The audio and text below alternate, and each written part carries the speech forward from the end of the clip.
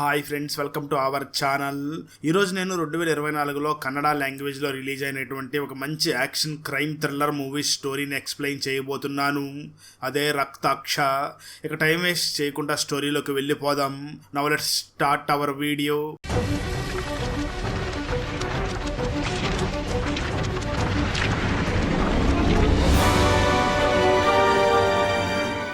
Video start చేసే ముందు మన ఛానల్లో లాస్ట్ వీడియోకి వచ్చిన బెస్ట్ కామెంట్ ఏమిటో చూద్దాం.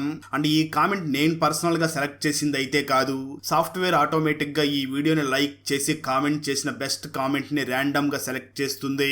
So keep commenting. నెక్స్ట్ మీ కామెంటే సెలెక్ట్ అయ్యే ఛాన్స్ ఉంది. And thanks for commenting. Now let's start our video. Open చేస్తే మూవీ స్టార్టింగ్ సీన్లో రోహిత్ అనే ఒక వ్యక్తిని చూపించడం జరుగుతుంది. తన ఇంట్లో నడుచుకుని వస్తూ ఉండగా తన ఇంట్లో మనుషుల్ని చంపడానికి వాడే టూల్స్ అన్నీ కూడా ఆ ఇంట్లోనే ఉంటాయి. అలా రోహిత్ నడుచుకుని వస్తూ ఉండగా కింద ఒక అమ్మాయి డెడ్ బాడీ ఉండడంతో రోహిత్ వెంటనే ఆ అమ్మాయి డెడ్ బాడీని తీసుకుని వెళ్లి అక్కడ చాలా కెమికల్స్ ఉన్నటువంటి ఒక టబ్ లో వేస్తాడు. దాంతో ఆ అమ్మాయి బాడీ అక్కడికక్కడే బూడిదైపోతుంది. ఆ తర్వాత రోహిత్ తనకేమీ తెలియదు అన్నట్లుగా తన పని తను చూసుకుంటూ ఉంటాడు. కట్ చేస్తే మరో పక్క ఒక అమ్మాయి వేరే వాళ్ళ ఐడి కార్డ్ మీద ఒక సిమ్ కార్డ్ తీసుకుని ఆ సిమ్ కార్డ్ ని తన మొబైల్లో వేసుకుని ఒక డేటింగ్ యాప్ ని ఇన్స్టాల్ చేసి మరొక అమ్మాయితో చాటింగ్ చేస్తూ ఉంటుంది. అదే సమయంలో రోహిత్ తన ఇంటికి రియా అనే ఒక కాల్ గర్ల్ని పిలిపించుకుంటాడు.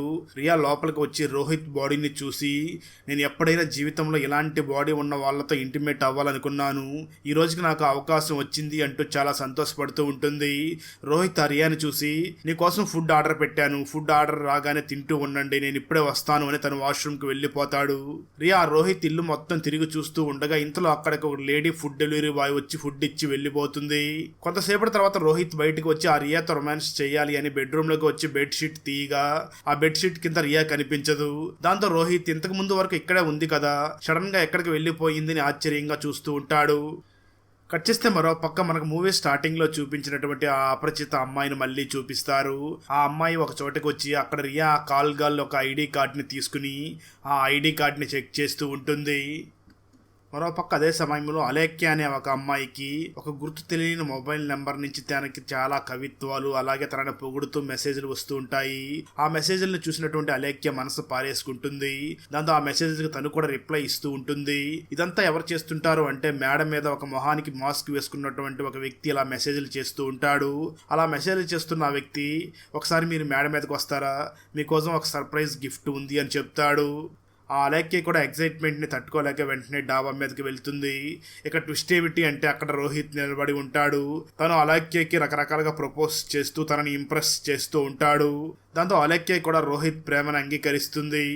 దాంతో ఇద్దరు కౌగిలించుకుని ఉన్న సమయంలో రోహిత్ అలేఖ్యతో మాట్లాడుతూ, మన లవ్ డేని సెలబ్రేషన్ చేసుకోవడానికి రేపు నువ్వు మా ఇంటికి రావాలి అని అడగడంతో దానికి అలేఖ్య కూడా ఓకే చెప్తుంది. కట్ చేస్తే ఆ తర్వాత రోజు ఈవినింగ్ అలేఖ్య రోహిత్ ఇంటి దగ్గరికి వెళ్ళగా రోహిత్ అలేఖ్యని కౌగిలించుకుని తనతో రొమాన్స్ చేస్తూ ఈ అలేఖ్యని ఎలా చంపాలి అని ఆలోచిస్తూ ఉంటాడు. ఆ తర్వాత తను ఎందుకో అన్కంఫర్టబుల్ గా ఫీల్ అవుతూ కళ్ళు తిరుగుతూ ఉంటాయి. కొంతసేపటి తర్వాత ఆ రోహిత్ కళ్ళు తెరిచి చూడగా అక్కడెక్కడా కూడా అలేఖ్య లేకుండా ఉంటుంది. కట్ చేస్తే ఇప్పుడు ఇంతకు ముందు మనకు చూపించినటువంటి ఆ అపరిచిత అమ్మాయి 2 ఫోటోల్ని పట్టుకుని ఉంటుంది. ఆ 2 ఫోటోల్లో కూడా రోహిత్ ఇంతకు ముందు గడిపినటువంటి ఇద్దరు అమ్మాయిల ఫోటోలు అక్కడ ఉంటాయి. ఆ గుర్తు తెలియని మహిళ ఇద్దరు ఫొటోస్ కింద కూడా రెస్ట్ ఇన్ పీస్ రాస్తూ ఉంటుంది. ఆ వెంటనే మరొక అమ్మాయికి హ్యాపీ డెత్ డే అనే ఒక మెసేజ్ ని పంపించడంతో ఆ మెసేజ్ ని చూసినటువంటి అమ్మాయి చాలా కంగారు పడుతూ ఒక కత్తి తీసుకుని అటు ఇటు తిరుగుతూ ఉంటుంది. సరిగ్గా అదే సమయంలో తన ఇంటి కాలింగ్ బెల్ మోగడంతో ఆ అమ్మాయి చాలా భయపడుతూ వెళ్లి డోర్ ఓపెన్ చేయగా అక్కడికి ఒక పోలీస్ ఆఫీసర్ వచ్చి ఉంటాడు.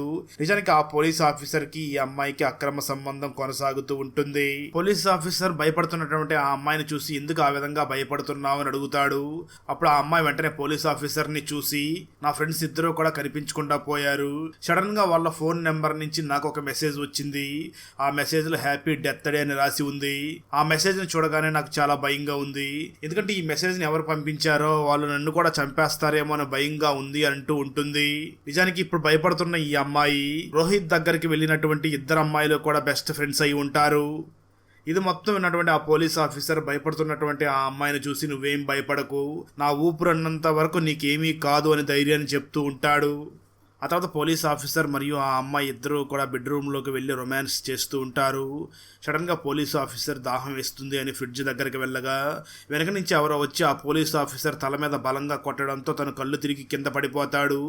కొంతసేపటి తర్వాత స్పృహలోకి వచ్చినటువంటి ఆ పోలీస్ ఆఫీసర్ తన ప్రియురాలు ఉన్నటువంటి గదిలోకి వెళ్ళి చూడగా అక్కడ తన ప్రియురాలు చనిపోయే పరిస్థితుల్లో ఉంటుంది. సరిగ్గా అదే సమయంలో లిఫ్ట్ మూవ్ అవుతున్నట్లుగా శబ్దం వినిపిస్తుంది. పోలీస్ ఆఫీసర్ వెంటనే అటువైపుగా వెళ్ళి చూడగా అక్కడ ఒక అమ్మాయి స్కూటీ తీసుకుని వెళ్ళిపోతూ ఉంటుంది. కానీ తన ఫేస్ మాత్రం పోలీస్ ఆఫీసర్కి కనిపించదు.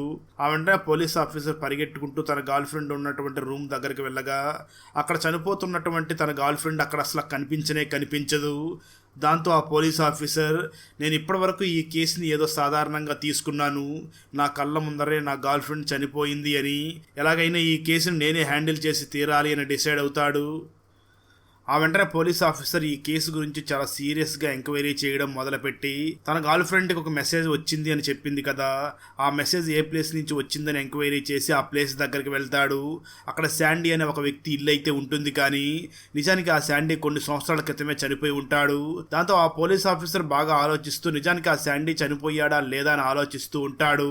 ఆ వెంటనే ఇప్పుడు చనిపోయినటువంటి ఈ ముగ్గురు అమ్మాయిల డీటెయిల్స్ మొత్తం కూడా తెలుసుకుంటాడు. అయితే ఆ పోలీస్ ఆఫీసర్కి ఎటువంటి క్లూ దొరకదు. కానీ ఈ ముగ్గురు అమ్మాయిల కేసులో ఒకే ఒక్క కామన్ పాయింట్ ఉంటుంది.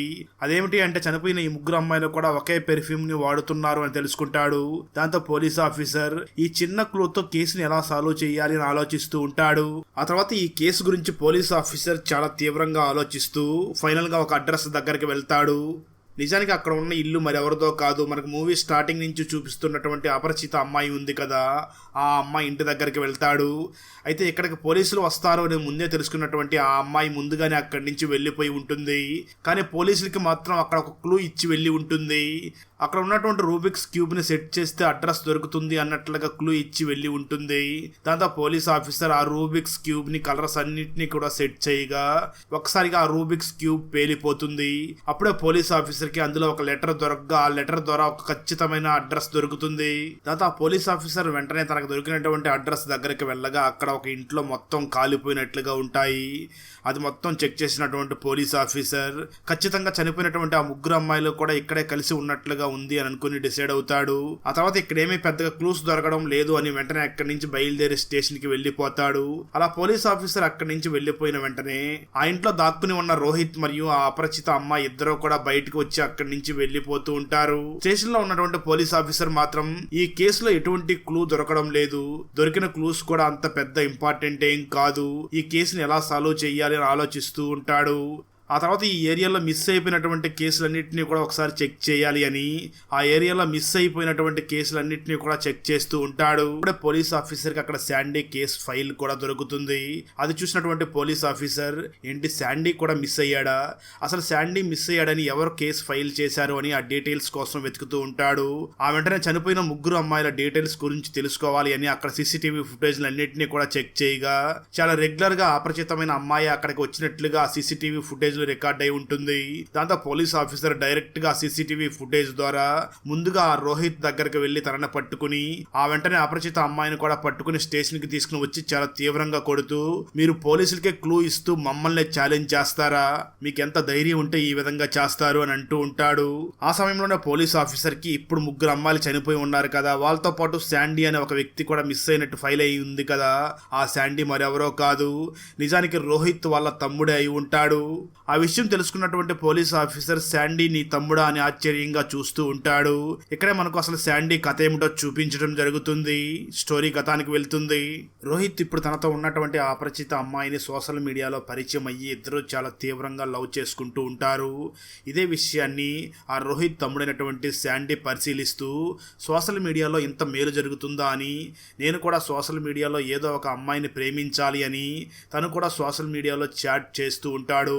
అప్పుడే రియా అనే అమ్మాయి చాట్ చేసి అతన్ని ఒక ప్లేస్కి పిలిచి ఉంటుంది. ఆ తర్వాత ఇద్దరు కూడా ఒక కాఫీ షాప్ దగ్గరికి వెళ్ళి బాగా మాట్లాడుకుంటూ ఉంటారు. ఆ సమయంలో రియా ఆ శాండీని చూసి, నేను రేపు ఒక ప్లేస్ దగ్గరికి తీసుకుని వెళ్తాను, నాతో పాటు వస్తావా అని అడుగుతుంది. దానికి శాండీ కూడా ఖచ్చితంగా వస్తాను అని. ఆ తర్వాత రోజే శాండీ రియాతో పాటు వెళుతూ ఉండగా సడన్ గా తనకు కళ్ళు తిరిగి కింద పడిపోతాడు. అప్పుడే ఆ రియా ఫేస్ ఎక్స్ప్రెషన్స్ కూడా మారిపోతాయి. కట్ చేస్తే మరోపక్క రోహిత్ తన తమ్ముడు ఇంటికి రాలేదు అని వెంటనే పోలీస్ స్టేషన్ కి వెళ్లి మిస్సింగ్ కంప్లైంట్ ని ఫైల్ చేస్తాడు. ఇప్పుడు ఎవరైతే ఈ కేసుని హ్యాండిల్ చేస్తున్నాడో ఆ పోలీస్ ఆఫీసర్ అప్పుడు ఆ స్టేషన్ లో సిఐగా వర్క్ చేస్తూ ఉంటాడు. ఆ పోలీస్ ఆఫీసర్ రోహిత్ ని చూసి, నీ తమ్ముడు వయసు 24 అంటున్నావు కదా, తను ఎక్కడో తాగి పడిపోయి ఉంటాడు, లేదా ఎవరైనా అమ్మాయిని లాడ్జ్ కి తీసుకుని వెళ్లి ఎంజాయ్ చేస్తూ ఉంటాడు అని చాలా అసభ్యంగా మాట్లాడుతూ ఉంటాడు. దాంతో రోహిత్ చాలా బాధపడుతూ అక్కడి నుంచి బయటకు వచ్చి తను ప్రేమిస్తున్నటువంటి ఆ అమ్మాయికి ఫోన్ చేసి, నా తమ్ముడు శాండీ గురించి ఏదైనా ఇన్ఫర్మేషన్ దొరికిందా అని అంటూ ఉంటాడు.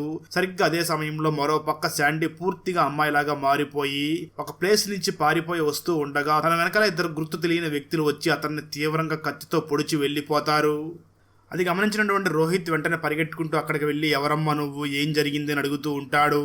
శాండీ ఆ రోహిత్ని చూసి మాట్లాడుతూ ఉండగా కొంతసేపటికి రోహిత్కి తన తమ్ముడు అర్థం చేసుకుని, ఏమైందిరా నీకు, ఎందుకు ఈ విధంగా తయారయ్యావు, పద హాస్పిటల్కి వెళ్దాం అని అంటూ ఉండగా తన తమ్ముడు మాత్రం, లేదన్నయ్య నేను ఆల్రెడీ చనిపోయే స్థితిలో ఉన్నాను, నువ్వు నన్ను చాలా వార్నింగ్ చేసావు, సోషల్ మీడియా మాయలో పడొద్దు అని నాకు చాలా సార్లు వార్నింగ్ ఇచ్చావు, నేనే నీ మాటను వినలేదు, కానీ ఈ రోజు నాకు అది ఎంత ప్రమాదకరమో తెలిసింది అంటూ అసలు ఏం జరిగిందో చెప్పడం మొదలు పెడతాడు. ఇదంతా మనకు విజువల్ గా చూపిస్తూ ఉంటారు. రియా ఆ శాండీని తీసుకుని వెళ్ళి ఉంటుంది కదా, అదేవిధంగా చాలామంది అమ్మాయిలు చాలామంది అబ్బాయిల్ని ట్రాప్ చేసి ఒక ప్లేస్కి తీసుకుని వచ్చి ఉంటారు. అప్పుడు వాళ్ళ మర్మాంగాలన్నింటినీ కూడా కట్ చేసి వాళ్ళని పూర్తి మహిళలుగా మార్చేస్తూ ఉంటారు. ఆ వెంటనే వెళ్ళి బ్రోతల్ హౌస్లకి అమ్మేస్తూ ఉంటారు. ఇదంతా కూడా శాండీకి అర్థమయ్యి చాలా నొప్పితో చాలా బాధపడుతూ అక్కడి నుంచి వెళ్ళిపోవాలనే ప్రయత్నం చేస్తూ ఉంటాడు. అక్కడ ఉన్నటువంటి 3 అమ్మాయిలు మాత్రం, నువ్వు ఇక్కడి నుంచి పారిపోవడం కుదరదు, చచ్చినట్లు ఇక్కడే ఉండాలి, మా బ్రోతల్ బిజినెస్ ఇప్పుడు నెంబర్ 1 స్థానంలో ఉంది, నువ్వు ఇక్కడి నుంచి ఎక్కడికి వెళ్ళడానికి వీలు లేదు అని ఒక కస్టమర్ని పంపించి ఆ శాండీని బలవంతంగా రేప్ చేసే ప్రయత్నం చేయిస్తారు. దాంతో ఆ నొప్పిని భరించలేక శాండీ అక్కడి నుంచి తప్పించుకుని పారిపోతూ ఉంటాడు. ఈ విషయం తెలుసుకున్నటువంటి రియా వెంటనే తన మనుషులకి ఫోన్ చేసి, ఆ శాండీ ఇక్కడి నుంచి తప్పించుకుని పారిపోవడానికి వీలు లేదు, అవసరమైతే అతన్ని చంపేయండి అని పంపించడంతో ఆ రియా మనుషులు వచ్చి శాండీని పొడి చేసి వెళ్లిపోయి ఉంటారు. అలా జరిగిందంతా కూడా శాండీ తన అన్నయ్యనటువంటి రోహిత్కి చెప్తూ, ఇక్కడ చాలా మంది అబ్బాయిల్ని ట్రాప్ చేసి అమ్మాయిల్లాగా మార్చేస్తూ మన ఇండియాలో ఉన్న చాలా బ్రోతల్ హౌస్లకి అమ్మేస్తున్నారు, అమ్మాయిలను మాత్రం విదేశాలకి అమ్మేస్తున్నారు, ఇక్కడ చాలా పెద్ద నెట్వర్క్ నడుస్తుంది, నువ్వు చాలా జాగ్రత్తగా ఉండన్నయ్యా అని చెప్పి తన అన్నయ్య చేతిలోనే శాండీ చనిపోతాడు. ఆ తర్వాత రోహిత్ తన తమ్ముడిని ఎవరైతే 3 అమ్మాయిలు మోసం చేశారో ఆ 3 అమ్మాయిల్ని కూడా చంపేసి కెమికల్స్ లో వేసేసి గుర్తుపట్టలేని విధంగా చేసి వాళ్ళని చంపేసి ఉంటాడు. అలా జరిగిందంతా కూడా రోహిత్ ఆ పోలీస్ ఆఫీసర్ కి చెప్తూ, నేను కేవలం నా తమ్ముడు కోసమే చేసినట్లయితే ఆ 3 చంపిన తర్వాత మానేసేవాడిని, కానీ నా తమ్ముడు చనిపోయే ముందు దీని వెనకాల చాలా పెద్ద నెట్వర్క్ ఉందని చెప్పాడు, దీని వలన చాలా మంది ఫ్యామిలీస్ బాధపడుతున్నాయి, కాబట్టి ఆ నెట్వర్క్ ని నాశనం చేసే అంతవరకు నేను నిద్రపోను, నేను ఇక్కడ ఆ 3 అమ్మాయిల్ని చంపినట్లు మీ దగ్గర ఎటువంటి ఆధారాలు లేవు, కాబట్టి మీరు నన్ను ఏమీ చేయలేరు అని ఆ పోలీస్ ఆఫీసర్ దగ్గర ఛాలెంజ్ చేస్తూ ఉంటాడు. పోలీస్ ఆఫీసర్ ఆ రోహిత్ ని చూసి, నా దగ్గర సీసీటీవీ ఫుటేజ్ ఉంది అని చెప్తూ ఉండగా రోహిత్ కి బాగా యాకింగ్ లో ఎక్స్పీరియన్స్ ఉండడంతో ఆ సీసీటీవీ ఫుటేజ్ క్రాస్ అయ్యేలాగా చేసేస్తాడు. అప్పుడు పోలీస్ ఆఫీసర్ వెంటనే రోహిత్ ని చూసి, నువ్వు చట్టానికి విరుద్ధంగా నడుస్తున్నావు, అది చాలా ప్రమాదకరం, నువ్వు చాలా జాగ్రత్తగా నడవాలి అని అంటూ ఉంటాడు. దానికి ఆ రోహిత్ సమాధానం చెప్తూ, సార్ నేను మంచి వాళ్ళ మీద యుద్ధం చేయడం లేదు సార్, చెడ్డ వాళ్ళ మీద మాత్రమే యుద్ధం చేస్తున్నాను అని అంటూ ఉంటాడు. కట్ చేస్తే మరోపక్క ఈ నెట్వర్క్ మొత్తం నడిపిస్తున్నటువంటి శెట్టి అనే వ్యక్తి తన బిజినెస్ లో ముఖ్యమైన 3 అమ్మాయిలు చనిపోయారు అని చాలా బాధపడుతూ, ఆ 3 అమ్మాయిల్ని ఎవరు చంపారో తెలుసుకుని వాళ్ళని నేను చంపేయాలి అని కోపంతో రగిలిపోతూ ఉంటాడు. మరోపక్క రోహిత్ కూడా ఈ నెట్వర్క్ అంతా ఎవరు నడుపుతున్నాడు అని తెలుసుకునే ప్రయత్నం చేస్తూ ఉంటాడు. అయితే ఈ విషయంలో రోహిత్ కి పోలీస్ ఆఫీసర్ తనకి బాగా సహాయం చేస్తూ ఫైనల్ గా ఈ నెట్వర్క్ అంతా నడిపిస్తున్నది శెట్టి అని ఆ పోలీస్ ఆఫీసర్ వెళ్లి రోహిత్ కి ఇన్ఫార్మ్ చేస్తాడు. ఆ తర్వాత రోహిత్ వెంటనే శెట్టి దగ్గరికి వెళ్ళి అతనితో గొడవ పడి చాలా ఫైట్ చేస్తూ చాలా తీవ్రంగా ప్రయత్నించి చివరికి ఒక రాయితో ఆ శెట్టిని అతి కిరాతకంగా చంపేస్తాడు. ఆ తర్వాత అక్కడికి పోలీసులు రాగా రోహిత్ వెంటనే పోలీసులు ఒక లెటర్ ఇస్తాడు. ఆ లెటర్ని చూసినటువంటి పోలీసులు చాలా షాక్ అవుతూ వెంటనే గన్ను తీసి ఆ రోహిత్కి గురి పెడుతూ ఉంటారు. ఇక్కడ కట్ చేస్తే ఈ నెట్వర్క్ నడుపుతున్నటువంటి శెట్టి చనిపోయాడు అని ఈ నెట్వర్క్ మొత్తానికి హెడ్ అయినటువంటి విదేశాల్లో ఉన్నటువంటి ఫైబర్ అనే వ్యక్తికి తెలుస్తుంది. దాంతో తను చాలా కోప్పడుతూ ఇంత మంచి నెట్వర్క్ని సెట్ చేసి మంచిగా బిజినెస్ చేయమని చెప్పి వస్తే సరిగ్గా చేయడం లేదు అని తన మనుషుల్ని అతి కిరాతకంగా చంపేస్తూ ఉంటాడు. ఇక్కడ విచిత్రం ఏమిటి అంటే ఆ ఫైబర్ చూడడానికి అచ్చం రోహిత్ లాగానే ఉంటాడు. అప్పుడే ఆ ఫైబర్ కి తన మనిషి అయినటువంటి శెట్టిని చంపింది ఎవరు అని ఒక ఫోటో దొరుకుతుంది. అదే సమయంలో రోహిత్ కూడా ఫైబర్ ని చంపడానికి ఫైబర్ దగ్గరికి బయలుదేరి వెళ్తాడు. అయితే ఇంతకు ముందే కొన్ని విషయాలు ఇక్కడ జరిగి ఉంటాయి, అవేమిటో ఇక్కడ రివీల్ చేస్తారు. రోహిత్ ఆ శెట్టిని చంపిన సమయంలో పోలీస్ ఆఫీసర్ దగ్గర ఒక లెటర్ ని ఇచ్చి ఉంటాడు కదా, అందులో ఏముంటుంది అంటే ఈ నెట్వర్క్ ని రన్ చేస్తున్నది శెట్టి కాదు, వీళ్ళందరికంటే పైన ఫైబర్ అనే ఒక వ్యక్తి ఉన్నాడు అని ఆ లెటర్ లో రాసి ఉంటుంది. ఆ తర్వాత ఫైబర్ మరియు రోహిత్ ఇద్దరు కూడా ఎదురెదురుగా వచ్చి నిలబడడంతో చూడ్డానికి ఇద్దరు ఒకేలాగా ఉంటారు. ఇద్దరు ఒకరినొకరు చూసుకుని చాలా ఆశ్చర్యపోతూ ఉంటారు. వీళ్ళిద్దరిని చూసినటువంటి పోలీస్ ఆఫీసర్ కూడా షాక్ అయ్యి వాళ్ళలో ఎవరు రోహిత్ తో తెలియక గన్ గురి పెడుతూ ఉంటాడు. అప్పుడు ఫైబర్ మాట్లాడుతూ మనం ఇద్దరం చూడ్డానికి ఒకేలాగా ఉన్నాం, అయినా నేను మాత్రం నిన్ను క్షమించను, నిన్ను చంపేస్తాను అని ఆ రోహిత్ని చంపడానికి ఫైబర్ రెడీ అవుతూ ఉంటాడు. దాంతో రోహిత్ మరియు ఫైబర్ ఇద్దరు కూడా ఫైట్ చేయడానికి ముందుకు రాబోతూ ఉంటారు. ఆ విధంగా సెకండ్ పార్ట్ కి లీడ్ ఇచ్చి ఇక్కడతో ఫస్ట్ పార్ట్ మూవీని ముగిస్తారు. ఎందుకు ఒక అమ్మాయిని గాఢంగా ప్రేమించి ఆ అమ్మాయిని కాకుండా ప్రేమించిన అమ్మాయి ఫ్రెండ్ ని పెళ్లి చేసుకున్నాడు. కేరళలో ఉన్న యూత్ మొత్తం ఎందుకు విదేశాలకు వెళ్ళిపోతున్నారు? తన బెస్ట్ ఫ్రెండ్ బాయ్ ఫ్రెండ్ ని తనెందుకు పెళ్లి చేసుకుంది? ఒక సామాన్యమైన వ్యక్తి సీఎం ని ఎలా కలిశాడు? ఆ సామాన్యమైన వ్యక్తి చేసిన పని వల్ల సీఎం కేరళలో ఉన్న యువత మొత్తానికి ఏం అభయం ఇచ్చాడు? కేరళలో ఉన్న ప్రతిపక్షం మరియు అధికారంలో ఉన్న పార్టీ అందరూ కలిసి ఎందుకు ఒక ప్రెస్ మీట్ ని ఏర్పాటు చేశారు? చివరికి ఆకాష్ తన తండ్రి కోరికని తీర్చాడా లేదా అన్నదే 2025లో మలయాళం లాంగ్వేజ్ లో రిలీజ్ అయినటువంటి United Kingdom of Kerala movie story. ఈ మలయాళ ఫుల్ మూవీ స్టోరీని తెలుగులో వినాలి అనుకుంటే ఈ వీడియో డిస్క్రిప్షన్ లో ఉన్న లింక్ ని క్లిక్ చేసి చూడండి. Thanks for watching. Friends, video నచ్చినట్లయితే లైక్ చేసి ఒక చిన్న కామెంట్ చేస్తే మాకు నెక్స్ట్ వీడియో చేయడానికి ఎంకరేజింగ్ గా ఉంటుంది. అలాగే ఛానల్ ని సబ్స్క్రైబ్ చేసి పక్కనే ఉన్న బెల్ ఐకాన్ ని క్లిక్ చేసి సపోర్ట్ చేయండి. Thanks for watching. జై హింద్.